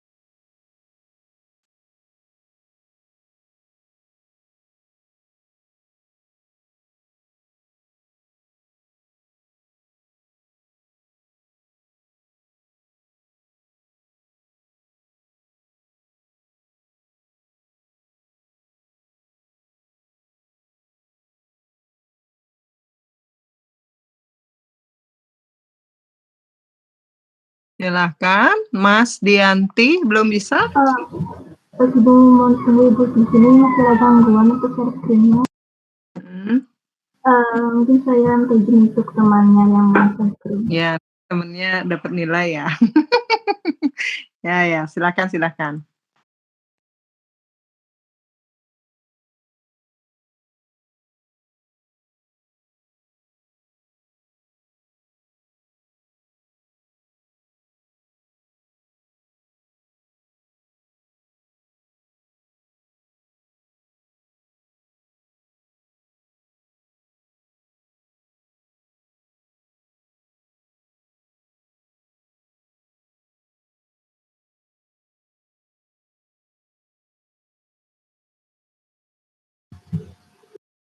Baik, di sini kasus yang akan saya bahas itu yaitu seorang perempuan berusia 25 tahun itu sedang hamil, usia kehamilannya yaitu 39 hingga 40 minggu dengan riwayat penyakit tiroid sejak 3 tahun. Sejak 3 tahun yang lalu itu mata kiri pasien menjauh keluar, kering kemerahan diikuti sedikit penonjolan mata kanan. Lalu saat tidur kedua mata pasien tidak dapat menutup rapat. Pasien juga merasakan adanya pembesaran leher disertai keluhan berdebar-debar, gemetar dan tremor. Tidak tahan udara panas, banyak berkeringat dan emosi tidak stabil. Nafsu makan meningkat, namun berat badan menurun. Pasien pertama kali saat berobat ke dokter spesialis mata dicurigai itu oftalmopati akibat adanya penyakit tiroid. Lalu bisa di-scroll ke bawah, jadi.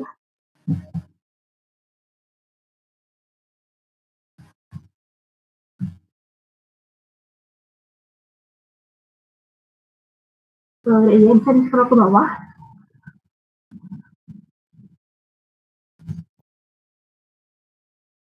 Jadi scroll. Baik, ini merupakan pasien yang mengalami stomatitis atau pembesaran kelenjar tiroidnya. Lalu pasien juga mengalami oftalmopati. Untuk analisis psiko yang saya analisis itu, untuk P-nya, population-nya, pasien ibu hamil mengalami hipertiroid dengan penegakan diagnosis berdasarkan dari data laboratorium. Terjadi peningkatan T4, FT4 atau T3 dan disertai dengan kadar TSH yang di bawah normal. Lalu untuk interventionnya, penggunaan metimazole dan compressionnya yaitu penggunaan propiotin rasio atau PTU. Untuk outcome-nya, itu tujuan terapi hipertiroidisme pada kehamilan yaitu untuk menormalkan fungsi tiroid dengan dosis obat antitiroid paling minimal. Karena dosis obat yang tinggi itu dapat menyebabkan hipotiroid dan semua pada janin. Untuk critical question-nya dari PICO yang saya analisis yaitu efektivitas penggunaan obat antitiroid metimazole dan propiotin rasio pada pasien ibu hamil yang mengalami hipertiroid. Bisa di-scroll ke bawah deh. Oke. Ya, sudah jelas. Coba lihat PICO-nya. Ya, population-nya adalah pasien ibu hamil, langsung ya, pasien ibu hamil dengan hipotiroid gitu deh ya, cukup. Ya, kemudian yang ini diagnosis ini kan memang udah umum. Intervention, compression sudah cukup. Outcome-nya apa? Oke, adalah fungsi tiroid normal gitu ya. Fungsi tiroid normal dengan dosis minimal gitu berarti outcome-nya nggih, itu aja cukup ya. Jadi yang Anda cari adalah T-nya normal kan gitu ya, hasil T4 ya laboratoriumnya gitu ya. Jadi fungsi tiroid normal dengan dosis yang paling kecil gitu ya outcome-nya ya. Nah, nanti clinical question-nya tadi apa? Perbandingan antara penggunaan metimazole dan PTU pada pasien ibu hamil dengan tiroid. Ya, efektivitas terapi, perbandingan efektivitas terapi metimazole dibandingkan PTU pada pasien ibu hamil. Gitu ya, Dek ya? Oke, saya rasa cukup. Terus, silahkan berikutnya, kelas A. NIM 20, Bu. Ya, silahkan 20. Kalau udah dapat kan santai ya, bisa besok tinggal dengerin aja temannya presentasi. Tapi hari ini memang nggak ada pertanyaan, nanti minggu depan Anda yang saya suruh nge-review ya, biar nggak saya aja ngomong sendiri, nanti kan Anda bisa dapat nilai dari sana. Ya, silakan. 20. Apakah sudah terlihat, Bu, share screen-nya? Sudah.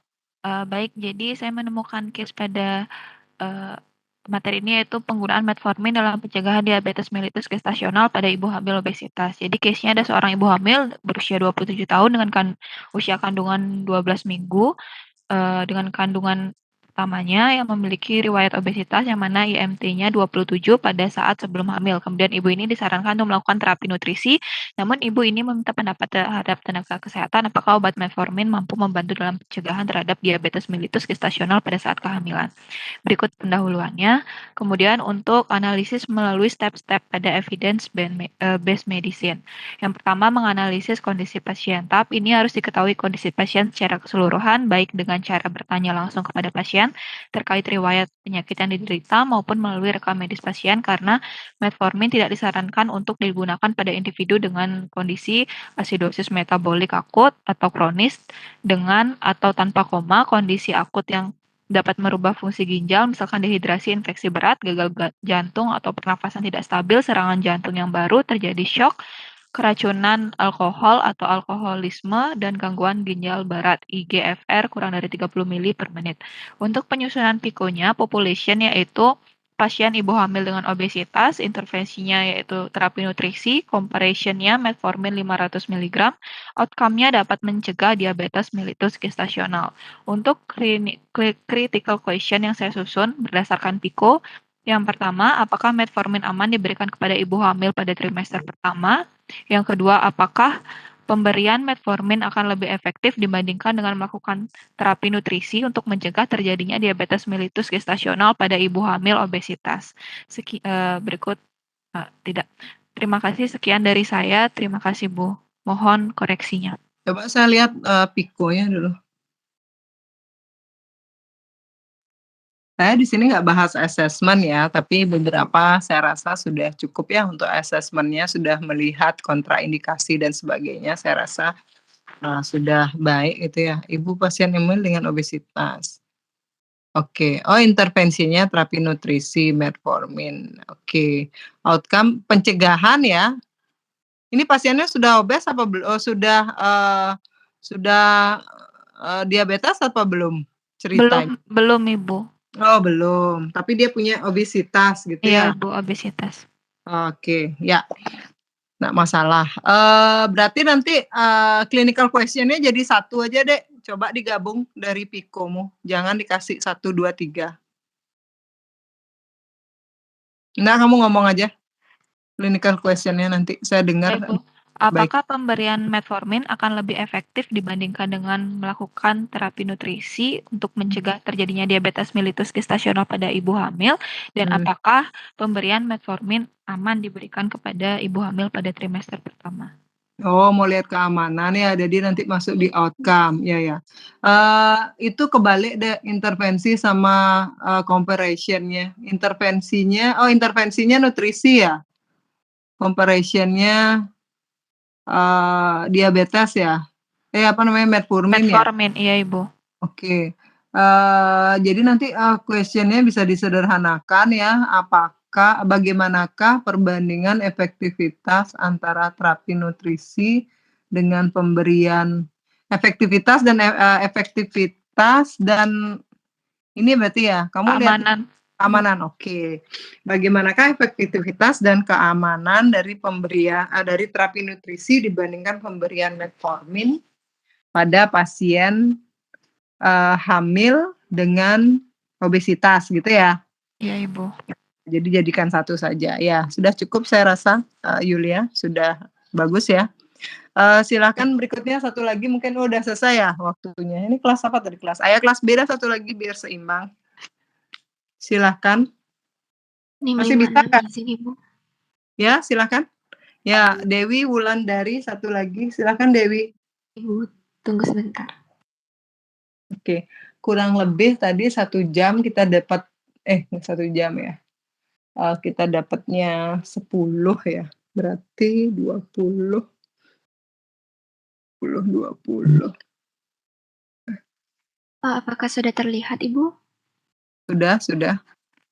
Nggih, baik Ibu, terima kasih atas kesempatannya. Izin menjelaskan terkait kasus dan analisis PIKO-nya. Jadi untuk kasus itu ada seorang perempuan berusia 38 tahun sudah 2 hari mengeluhkan nyeri perut bagian bawah yang disertai dengan rasa sakit ketika buang air kecil, dan juga mengalami demam. Kemudian pasien itu pergi ke dokter dan dari hasil pemeriksaan urin dihasilkan bakteriuria, urin keruh, urea, dan hasil uji mikroskopik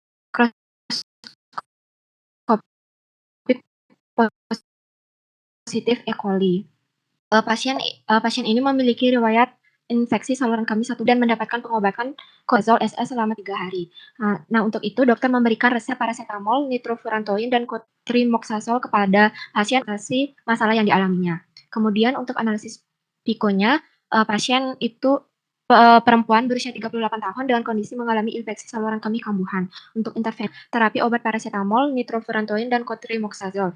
Untuk comparison-nya terapi tanpa nitrofurantoin, dan untuk outcome-nya infeksi saluran kemih tidak kambuh lagi. Mungkin sekian Ibu untuk kasus dan analisis PIKO-nya. Mohon koreksi atas sarannya. Terima kasih Ibu. Ya, Dewi. Ya, oke. Kasusnya sudah jelas ya. Cuma nanti mungkin PIKO-nya diperbaiki sedikit di bagian ini nanti population-nya langsung aja ya. Jadi oke, perempuan dengan ISK gitu ya. ISK kambuhan ya, recurrent, nanti kalau bahasa Inggrisnya recurrent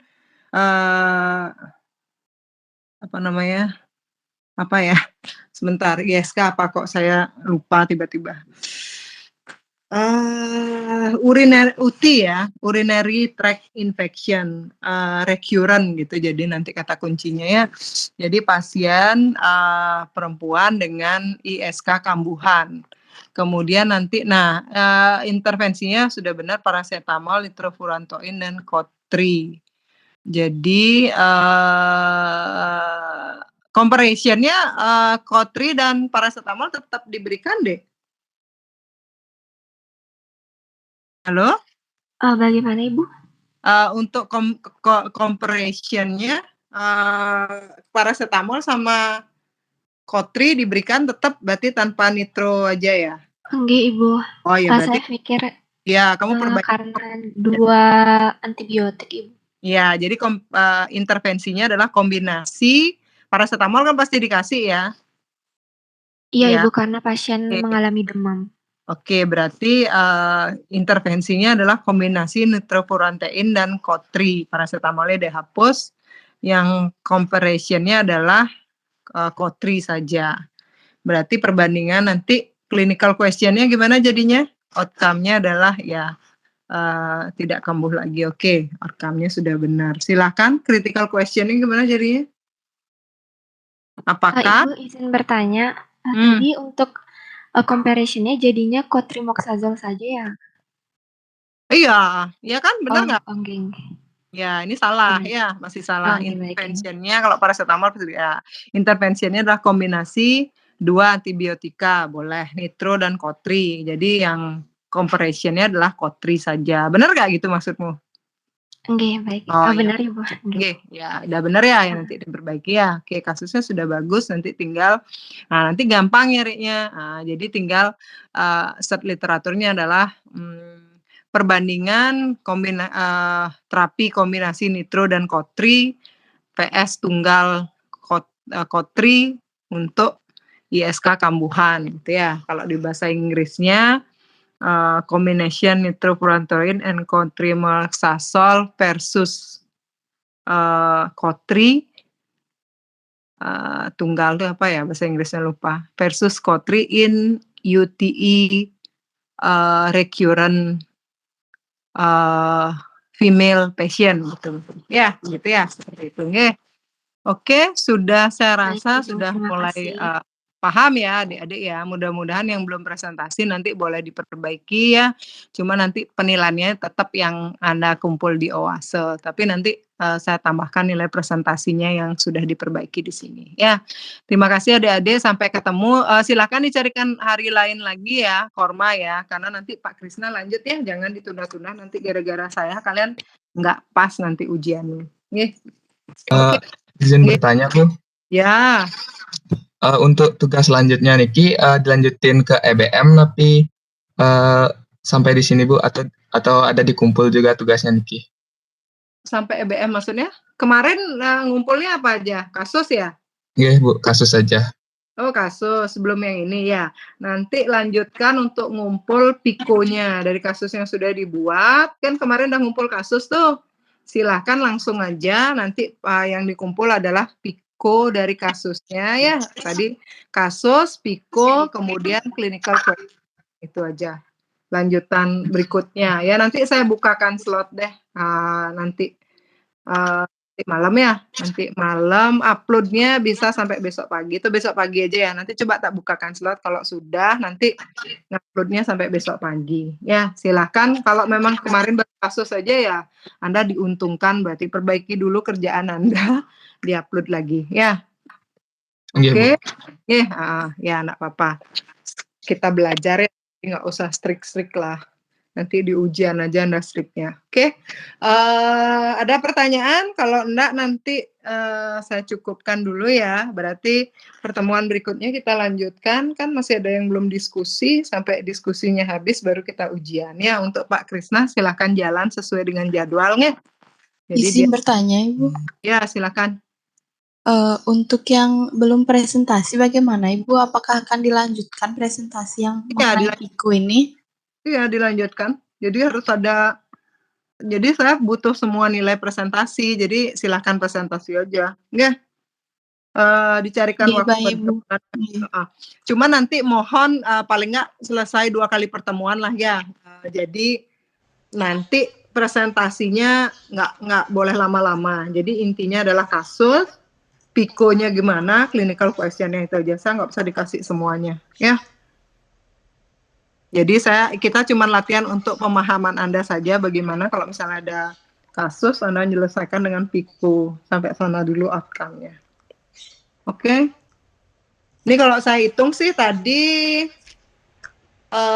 nggak sampai sejam ya, tadi kita mulainya 9:30 lebih ya. Jadi kurang lebih 40 menit, ini ada 10, berarti satu orang butuh 4 menit ya. Jadi kalau 120 menit ya Anda hitung aja, pokoknya 2 kali pertemuan kita udah selesai, Anda banyak banget soalnya 90 ya, gitu ya. Jadi kalau misalnya mau, gini aja gampangnya, Anda rekap aja jadi satu, misalnya kelas A, nanti urutannya seperti apa, nanti tinggal udah nge-share sekali, next gitu, cepet deh jadinya. Ya, gitu ya, boleh ya. Biar nggak share, saya nunggu lagi kan lama. Ya, sudah? Nggih adik-adik, kalau tidak Mohon ada izin bertanya Ibu. Ya. Saya Krisna Ibu, NIM 38. Saya ingin bertanya mengenai pengumpulan tugasnya Ibu. Untuk pikonya itu apakah kita boleh menggunakan kasus baru Ibu atau harus menggunakan kasus yang kita kirimkan pas ini Ibu?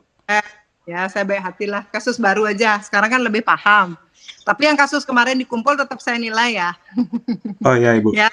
Nah, ya yang untuk kerjaan kedua saya nilai lagi kasus yang baru. Nanti kalau yang kerjaan kedua kan berarti pikonya yang kita nilai sama kasusnya baru ya.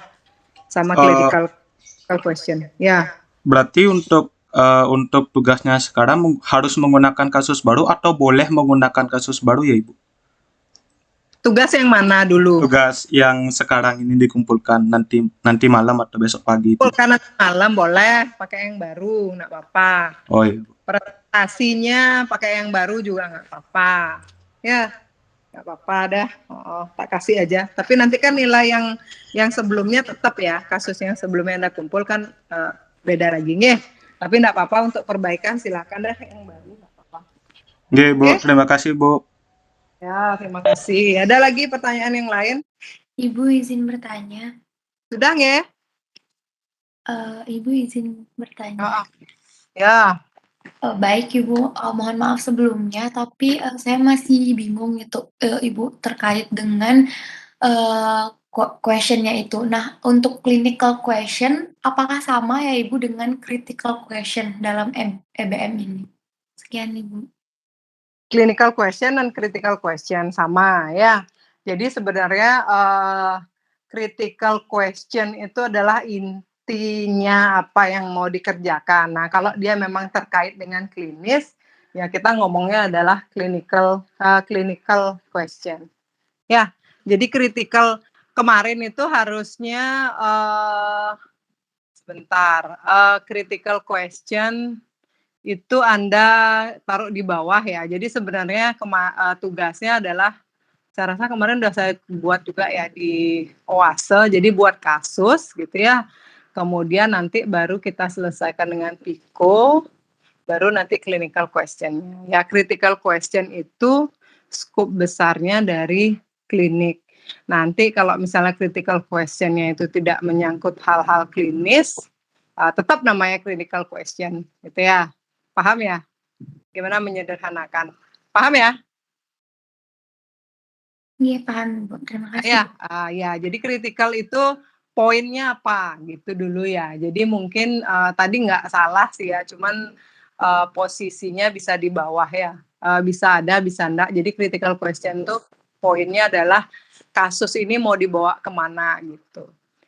Poin-poinnya apa. Nah, itu nanti yang disederhanakan lagi ke PICO. Nah, nanti kalau memang dia hubungannya dengan klinis, ya kita bilangnya adalah clinical question. Tapi kadang-kadang orang juga ngomongnya critical question. Jadi sebenarnya inti pertanyaannya apa sih gitu boleh. Tapi kalau menyangkut klinis ya dia ngomongnya clinical question. Jadi sama ya, cuman critical itu scope yang lebih besar.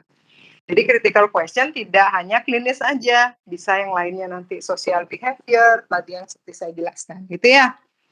Bagus itu pertanyaannya ya. Oke, ada lagi? Tidak ya? Oke, saya rasa saya cukup ya.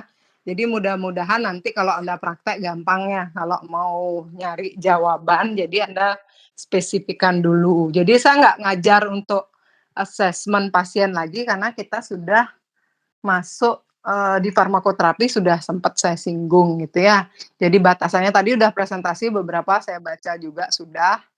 Ya, jadi yang perlu di assessment apa? Oh, kontraindikasinya seperti itu misalnya, atau apakah ada obat lain yang dikonsumsi, seperti itu juga perlu nanti dicek ya, kondisinya hamil trimester keberapa gitu ya. Itu saya rasa asesmennya sudah. Kemudian di sisi ini kita adalah satu lagi mumpung saya ingat. Jadi PICO itu bukan pertanyaan yang kita tanyakan ke pasien ya Adik-adik ya, yang kita tanyakan ke pasien itu adalah assessment tadi ya. Jadi PICO itu adalah suatu tools atau model yang kita gunakan untuk spesifikkan atau mengkritikal poinkan gitu ya, apa yang akan kita cari sebagai guideline nanti key untuk search engine-nya ya, kata kunci untuk searching dari masalah yang Anda ingin pecahkan. Jadi tadi kan udah jelas apakah bagaimana perbandingan PTU misalnya dengan apa tadi ya, saya lupa ya, pada pasien tiroid, itu kan nanti jelas tinggal search engine-nya penggunaan PTU versus ini pada ibu hamil. Kalau mau dilengkapin dengan outcome-nya ya, nanti T atau fungsi tiroid yang normal gitu misalnya, itu aja. Jadi itu diketik aja search engine Anda semua, tik ketemu dah keluar seperti itu. Itu sebenarnya tujuan dari PICO ya, bukan pertanyaan yang mau ditanyakan ke pasien. Oke, kalau tidak ada saya cukupkan. Terima kasih banyak adik-adik ya. Nanti saya tunggu aja deh kormanya kapan kita bisa presentasi. Presentasi kan santai aja ya. Tapi presentasi berikutnya saya minta nanti teman-teman yang komen, bukan saya. Jadi nanti ada tambahan lagi nilai keaktifan. Gitu ya. Jadi kalau PBB nggak terlalu berat sih saya rasa untuk dapat nilai A. Karena memang lebih banyak kita diskusi. Ya. Oke, saya cukupkan. Terima kasih adik-adik, selamat siang. Mohon maaf lewat ya. Selamat siang Ibu, terima Ya, kasih saya banyak. izin Selamat siang Ibu, terima kasih. meeting ya. Terima kasih Ibu, selamat